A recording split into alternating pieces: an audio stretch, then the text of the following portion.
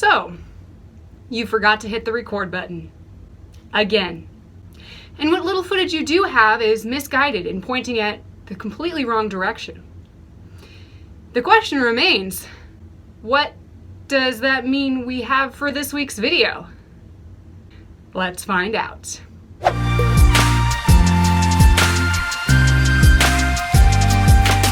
Hi super friends, it's me, Annie M. Pasquinelli, the girl who cannot seem to hit the record button properly. I promise I'm working on it. I acknowledge that I have a problem, and eventually things will smooth out. Because this week was Halloween, since this video is coming out on November 2nd, I wanted to show you guys how I made this awesome homemade costume, which I made almost entirely by myself, except for this mask and this amazing shield backpack. I love it and I use it all the time, and then I was like, hello, I should just make this into a costume. So here we go. However, the footage did not come out entirely smoothly.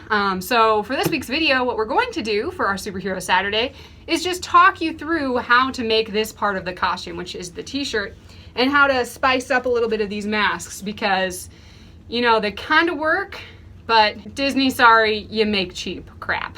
Don't get me wrong, DC makes bad crap too. Anyway, this is kind of the look I was going for, kind of a female Captain America, you know, Agent Peggy Carter turns into the guy with the shield kind of thing. And I think it came out really well. It works well with my natural hairstyle, and the blonde wig that I got really did not work. But I do feel like I have mermaid hair. Itchy, scratchy mermaid hair. So what you're going to need are a couple of essential items. Me, I started out with the backpack and this mask, which I found at a Goodwill. It was actually a little bit beat up. So what I decided to do was kind of go over it with a paintbrush and kind of touch it up a little bit so that it looked more like it fit with the costume, which we'll go into in a few minutes. The most important thing for the rest of this costume is to have some nice green olive cargo pants of some kind, which again, I found at, you know, secondhand stores. There's a bunch of different types and styles. Just find something that fits you well, is comfortable, and kind of looks army green-ish or something like that. I also borrowed some combat boots from my mom. And I got the important part, which is the shirt to go along with it. So I just found a nice blue long sleeve simple shirt that has thick enough fabric that I can hot glue stuff to, because your girl doesn't sew. Oh yeah. So of course you will also need hot glue, painting supplies, and craft foam.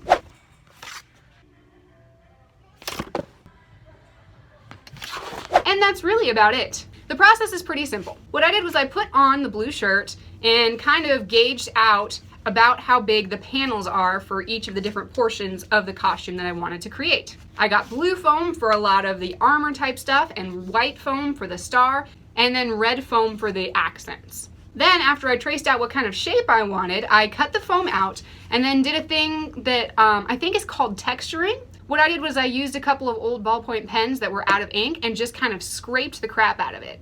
In doing that, you get the kind of texture that shows that it isn't craft foam. It looks like it might actually be something with a little bit of substance. We've got texture, no texture. Cartoon, blockbuster movie. Additionally, the texturing also gives you an opportunity to use a couple of different acrylic painting techniques that will make it pop even more. All you do is water down some darker color paint and paint over the top of the entire panel. That way, what happens is the dark paint will get some of the bright neon kind of colors off of the cheap craft foam that you got at the store, and the dark ink will settle into all of the grooves that you made in the texturing, and it will give that one layer extra of depth to your texturing. After that dries, the next step you do is dry brushing. Dry brushing is pretty straightforward as well. You get a little bit of lighter colored paint, acrylic paint, and then you load up a brush and then tap it out onto either a piece of paper or your palette or wherever, so that there's just a minimal amount of paint on the brush, so it barely gets any paint down when you brush it over something. Then you go over the dry foam with that, and what happens is the paint will stick to the top surfaces of it, creating even more depth between the top layer of paint, the mid layer of paint, which is essentially just the foam, and the deeper crevices in the foam that you created with the texturing. It really makes a very cool effect. It looks like something out of a superhero movie. I also took this mask and did some of the painting texturing on the surface of this as well, so that it gave it a little bit more of a, you know, kind of gritty texture to it. Looks like it's seen a few battles, which my backpack certainly has. And it kind of makes it fit the rest of the costume. It looks like these pieces actually go together. Then when all of your paneling is done, all of your things are cut out, they've got all the texturing and painting done, you simply hot glue them to the fabric.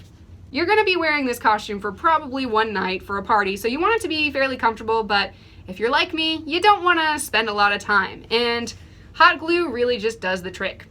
It seeps into the fabric and really holds on. There's no way this is coming off. You don't ever have to sew a stitch, which is good because I really don't want to, and I really don't know how to.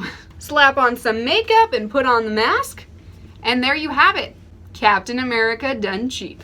The only part of this costume that you can't do real quick for no money at all is America's behind. Despite the fact that the footage didn't come out totally perfectly, I really had fun making this costume and this video. I know I've seen a lot of tutorials and costumes and things out on the internet that show you how to make things, but they don't always work. So I kind of enjoyed sharing this technique with you and having a really cool costume for myself. So I might be doing some more between now and the next Halloween. Make sure to hit the thumbs up button if you liked this video, and subscribe if you want to see more Superhero Saturdays. And if you want to see even more exclusive content where I also forgot to hit the record button, hop on over to our Patreon channel and support the Fearless 9 over there. You'll get exclusive content every month, and you get to join an awesome community of people who support our team, the superheroes, the books, the videos, and you get free swag and books and all sorts of early access and all sorts of things. Go check it out. Keep fighting the good fight out there, super friends, and we'll see you next week.